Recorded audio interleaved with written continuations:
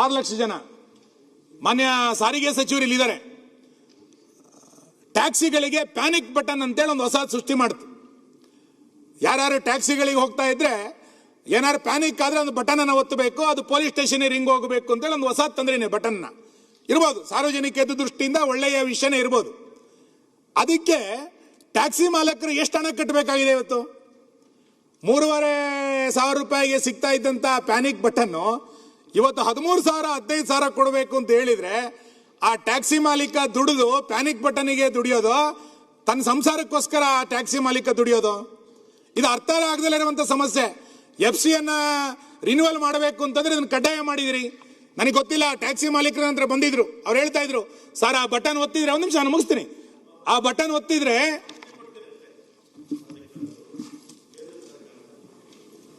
ಕೇಂದ್ರ ಸರ್ಕಾರದ ನೀತಿ 3,500ದಿಂದ 10,000ವರೆಗೂ ಇದೆ. ಕೇಂದ್ರ ಸರ್ಕಾರದ ನೀತಿ ಅದು ಥ್ರೂಔಟ್ ಇಂಡಿಯಾ ಇದೆ. ಅದು 3,500ದಿಂದ ಬಸ್ಸಸ್ಗೆ 10,000 ರೂಪಾಯಿವರೆಗೂ ಆಗುತ್ತೆ, ಟ್ಯಾಕ್ಸಿಗೆ ಅದು ಆಗೋದಿಲ್ಲ. 10,000 ರೂಪಾಯಿವರೆಗೂ ಆಗುತ್ತೆ. ಆಮೇಲೆ ಅದ್ರ ಮೇಲೆ ಕೋರ್ಟ್ಗೂ ಹೋದ್ರು. ಆಮೇಲೆ ಕೋರ್ಟ್ ಏನು ಮಾಡಿದ್ರು, ಡೈರೆಕ್ಷನ್ಸ್ ಕೊಟ್ಟರು ಕಮಿಷನರ್ಗೆ. ಡೈರೆಕ್ಷನ್ಸ್ ಕೊಟ್ಟು ಅವ್ರನ್ನೆಲ್ಲ ಕೂಡ ಕರೆದು ಮಾತಾಡಿ ಅಂದರು. ಆ ಕಮಿಷನರು ಮತ್ತು ಅವರು ಕೂತು ಮಾತಾಡಿ ಆ ರೇಟ್ಸ್ಗೆ ಎಲ್ಲರೂ ಕೂಡ ಒಪ್ಕೊಂಡಿದ್ದಾರೆ. ಮಾನ್ಯ ಅಧ್ಯಕ್ಷರೇ, ಪ್ಯಾನಿಕ್ ಬಟನ್ ನೀತಿಯನ್ನು ನಾನು ವಿರೋಧಿಸಲಿಲ್ಲ.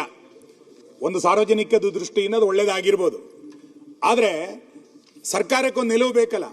ಒಬ್ಬ ಪ್ಯಾನಿಕ್ ಬಟನ್ ಹಾಕ್ಲಿಕ್ಕೆ 13,000 15,000 ರೂಪಾಯಿ ಅದನ್ನ ಕೊಡಬೇಕು, ಪ್ರತಿ ವರ್ಷ ಅದನ್ನ ರಿನ್ಯೂವಲ್ ಮಾಡ್ಲಿಕ್ಕೆ ಖರ್ಚು ಮಾಡಬೇಕು ಅಂತಂದ್ರೆ ಎಲ್ಲಿಗೆ ಹೋಗ್ತಾ ಇದೀವಿ ಅಂತ. ಯಾರ ಒಂದ್ ಕಡೆಯಿಂದ ಬೆಲೆ ಏರಿಕೆಯಿಂದ ಜನ ತತ್ತರಿಸ್ಬಿಟ್ಟಿದ್ದಾರೆ ಎಲ್ಲಾ ವಿಷಯಗಳಲ್ಲೂ.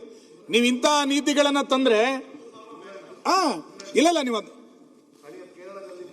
ಎಲ್ಲ ಕಡೆ ಬೇರೆ ಬೇರೆ ರಾಜ್ಯ ತಗೊಳ್ಳಿ. ಅವ್ರು ಬಂದಿದ್ರು ನನ್ನ ಹತ್ರ, ಸರ್ ಈ ಪ್ಯಾನಿಕ್ ಬಟನ್ ಇಂದ ನಾವು ಪ್ಯಾನಿಕ್ ಆಗ್ಬಿಟ್ಟಿದೀವಿ ಅಂತ ಹೇಳಿದ್ರು. ಆಯ್ತು, ಆ ಪ್ಯಾನಿಕ್ ಬಟನ್ ಎಷ್ಟು ದೂರುಗಳು ಬಂದಿದೆ ಅಂತ ತೆಗೀರಿ ನೋಡೋಣ. ಆ ಪ್ಯಾನಿಕ್ ಬಟನ್ ಬಂದಾಗ ಯಾರು ಫೋನ್ ರಿಸೀವ್ ಮಾಡಿದ್ದಾರೆ ಪೊಲೀಸ್ ಸ್ಟೇಷನ್ ನಲ್ಲಿ ಅಥವಾ ನಿಮ್ದು ಯಾವ್ದೋ ಸಾರಿಗೆ ಕೇಂದ್ರದಲ್ಲಿ ಅಂತ ಹೇಳಿ ನೋಡೋಣ. ಲಕ್ಷಾಂತರ ಜನ ಟ್ಯಾಕ್ಸಿ ಮಾಲೀಕರು ಚಾಲಕರು ಒದ್ದಾಡ್ತಾ ಇದ್ದಾರೆ ಇವತ್ತು ಅದನ್ನ ಕಟ್ಟಬೇಕು ಅಂತಂದ್ರೆ. ಹೊಸ ಹೊಸ ರೂಲ್ಸ್ ಗಳನ್ನು ತೆಗೆದುಕೊಂಡು ಬಂದು ಯಾರೋ ಕಂಪನಿಗಳಿಗೆ ಉದ್ಧಾರ ಮಾಡ್ಲಿಕ್ಕೆ ಕೊಟ್ಟಿರುವಂತ ಈ ಪ್ಯಾನಿಕ್ ಬಟನ್ ಬಗ್ಗೆ ಸರ್ಕಾರದ ನಿಲುವೇನಾಗಿದೆ ಇವತ್ತು ಮಾನ್ಯ ಅಧ್ಯಕ್ಷರೇ, ನೀವು ಆಮೇಲೆ ಬನ್ನಿ, ನಡುವೆ ಇಂಟರ್ವ್ಯೂನ್ ಆಗಬೇಡಿ. ರದ್ದು ಮಾಡಿಸ್ಬಿಡ್ಲಿ, ನಾವು ತಂದಿದ್ದಲ್ಲ ಇದು ನಮ್ದು ಇಲ್ಲವೇ ಇಲ್ಲ. ಇದು ಕೇಂದ್ರ ಸರ್ಕಾರದ ನೀತಿ, ರದ್ದು ಮಾಡಿಸ್ಬಿಡಿ. ಕೇಂದ್ರಕ್ಕೆ ಕೇಳ್ಬಿಟ್ಟು ಸರ್ಕಾರದಿಂದ ಪ್ಯಾನಿಕ್ ಬಟನ್ ಸಬ್ಸಿಡಿ ಕೊಡಿ ಸರ್. 13,000 ನನಗೆ ನಿಮ್ಗೆ ಜುಜುಬಿ ಆಗಿರ್ಬೋದು, ಟ್ಯಾಕ್ಸಿ ಮಾಲೀಕನಿಗೆ ಸಬ್ಸಿಡಿ ಕೊಡಿ ಅಂತ ಹೇಳಿ, ಚರ್ಚೆ ಬೇಡ, ಮಾತಾಡ್ತಾರೆ. ಸಬ್ಸಿಡಿ ಕೊಡಿ ಅಂತ ಹೇಳಿ ನಾವು ತಂದಿಲ್ಲ ಇದನ್ನ. ಕೇಂದ್ರ ಸರ್ಕಾರದ ನೀತಿ ಇದು. ಸುಳ್ಳಣ್ಣ ಆಯ್ತಾ ಉಂಡು.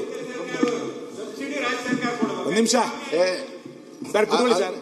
ನಾನು ಹೇಳಿದ್ದನ್ನ ದಯಮಾಡಿ ಅರ್ಥ ಮಾಡ್ಕೊಳ್ಳಿ. ನಾನು ಪ್ಯಾನಿಕ್ ಬಟನ್ನಿನ ನೀತಿಯ ಬಗ್ಗೆ ಯೋಜನೆಯನ್ನು ನಾನು ವಿರೋಧಿಸಲಿಲ್ಲ. ನೀವು ಅದಕ್ಕೆ ಒಂದು ನಿಗದಿತ ದರ ನಿಗದಿ ಮಾಡಿ. 3,500 4,000 ಅವ್ರು ಕೋರ್ಟಿಗೆ ಹೋಗಿದ್ರು, ಕೋರ್ಟಲ್ಲಿ ಒಂದು ದರ ನಿಗದಿ ಆಗಿತ್ತು. ಇವತ್ತು 13,000 15,000 ಅಂತ ಪ್ಯಾನಿಕ್ ಬಟನ್ನಿಗೆ ಕೊಡಬೇಕು ಅಂತಂದ್ರೆ ಟ್ಯಾಕ್ಸಿ ಮಾಲೀಕ ಎಲ್ಲ ಹೋಗ್ತಾನೆ? ಅವನ ಬಗ್ಗೆನೂ ಸ್ವಲ್ಪ ಯೋಚನೆ ಮಾಡಿ. ಆ ನೀತಿಯನ್ನ ತೆಗೆದುಬಿಡಿ, ಅದನ್ನು ಕ್ಯಾನ್ಸಲ್ ಮಾಡಿಬಿಡಿ ನಾನು ಹೇಳೇ ಇಲ್ಲ. ಆಯ್ತು, ಅದರಿಂದ ಏನೇನಾಗಿದೆ ಅನ್ನುವಂಥದ್ದು ಒಂದು ರಿಪೋರ್ಟ್ ತಗೊಳ್ಳಿ.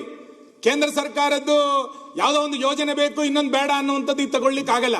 ಹಾಗಾಗಿ ಪ್ಯಾನಿಕ್ ಬಟನ್ ಇರುವಂತಹ ಸಾಧಕ ಬಾಧಕ, ಅದ್ರಲ್ಲಿ ಆಗ್ತಾ ಇರುವಂತಹ ಖರ್ಚಿನ ಬಗ್ಗೆಯೂ ಕೂಡ ಸರ್ಕಾರ ಆಲೋಚನೆಯನ್ನು ಮಾಡಬೇಕಂತ ಅಗತ್ಯ ಇದೆ. ಇನ್ನು ಈ ಖಾತಾ ಬಗ್ಗೆ ತುಂಬಾ ಜನ ಉಲ್ಲೇಖ ಮಾಡಿದ್ರು. ಅದೊಂದು ಜನರಿಗೆ ಅರ್ಥ ಆಗದಲ್ಲೇ ಇರುವಂತ ಮತ್ತು ಹೈರಾಣಾಗಿ ನರಕ ಹೋಗಿರುವಂತ ಒಂದು ಸಮಸ್ಯೆ. ಈ ಖಾತಾ ಬಿ ಖಾತಾ, ಆ ಖಾತಾ ತೆಗೆದುಕೊಳ್ಳಿಕ್ಕೆ ಆಗ್ತಾ ಇರುವಂತ ಭ್ರಷ್ಟಾಚಾರ, ಇದ್ಯಾವುದಕ್ಕೂ ಕೂಡ ಸರ್ಕಾರದ ಬಳಿ ಉತ್ತರ ಇಲ್ಲ. ಇನ್ನು ನಮ್ಮ 2 ಜಿಲ್ಲೆಗಳಲ್ಲಿ ಕೆಂಪು ಕಲ್ಲು ಮತ್ತು ಮರಳು, ನಾನು ಇದನ್ನ ಚರ್ಚೆ ಮಾಡಲಿಕ್ಕೆ ಹೋಗಲ್ಲ. ಯಾಕೆಂದ್ರೆ ಎಷ್ಟು ಸರಿ ಚರ್ಚೆ ಮಾಡೋದು? ಚರ್ಚೆ ಮಾಡಿ ಮಾಡಿ ಮಾಡಿ ಸಾಕಾಗೋಗಿದೆ ನಮಗೆ ಇದ್ರ ಬಗ್ಗೆ ನಿಮ್ಮ ಸರ್ಕಾರಕ್ಕೆ ನಿಲುವಿಲ್ಲ. ಆಶಾ ಕಾರ್ಯಕರ್ತರು, ಅಂಗನವಾಡಿ ಕಾರ್ಯಕರ್ತರು, ಅತಿಥಿ ಉಪನ್ಯಾಸಕರ ಬಗ್ಗೆ ಎಲ್ಲ ಸದನದಲ್ಲೂ ಕೂಡ ಚರ್ಚೆ ಆಗಿದೆ. ಅತಿಥಿ ಉಪನ್ಯಾಸಕರ ನೇಮಕ ಆಗಬೇಕು, ಅವ್ರನ್ನ ಕಾಯಂ ಮಾಡಬೇಕು, ಅವರಿಗೆ ಪ್ರತಿ ತಿಂಗಳು ಸಂಬಳ ಸರಿಯಾಗಿ ಕೊಡಿ. 2 ತಿಂಗಳು ಸಂಬಳ ವರ್ಷ ಪೂರ್ತಿ ಬರೋದೇ ಇಲ್ಲ. ನಿಗದಿತವಾಗಿ ಅವ್ರಿಗೆ ಸಂಬಳ ಬರಲಿಲ್ಲ ಅಂತಂದ್ರೆ ಆ ಅತಿಥಿ ಶಿಕ್ಷಕ ಹೆಂಗ್ ಕೆಲಸ ಮಾಡ್ಲಿಕ್ಕೆ ಸಾಧ್ಯ ಇದೆ? ಈ ಯಾವ ಸಮಸ್ಯೆಗಳಿಗೂ ಕೂಡ ಸರ್ಕಾರ ಇವತ್ತು ಪರಿಹಾರ ಮಾಡ್ಲಿಕ್ಕೆ ನಿಮ್ಮ ಸರ್ಕಾರದಲ್ಲಿ ನೀತಿಗಳೇ ಇಲ್ಲಂತ ಪರಿಸ್ಥಿತಿ ಇವತ್ತು ನಿರ್ಮಾಣ ಆಗಿರುವಂತದ್ದು ಸರಿಯಲ್ಲ ಅನ್ನುವಂತ ಮಾತನ್ನ ಈ ಸಂದರ್ಭದಲ್ಲಿ ಉಲ್ಲೇಖ ಮಾಡ್ತಾ ಅಧ್ಯಕ್ಷರೇ. ಇನ್ನು ಆಶ್ರಯ ಮನೆ ಉತ್ತಮ ಸಂಸ್ಕಾರಯುತ ಶಿಕ್ಷಣದೊಂದಿಗೆ VSS English medium CBSE school Udupi Muddur. ನರ್ಸರಿಯಿಂದ 10ನೇ ತರಗತಿವರೆಗೆ ಶಿಕ್ಷಣದ ಜೊತೆಗೆ 5ರಿಂದ 10ನೇ ತರಗತಿವರೆಗಿನ ವಿದ್ಯಾರ್ಥಿನಿಯರಿಗೆ ಉತ್ತಮ ಹಾಸ್ಟೆಲ್ ಸೌಲಭ್ಯವೂ ಇದೆ. ನಿಮ್ಮ ಮಕ್ಕಳ ಪ್ರವೇಶಾತಿಗಾಗಿ ಈ ಸಂಖ್ಯೆಗೆ ಕರೆ ಮಾಡಿ.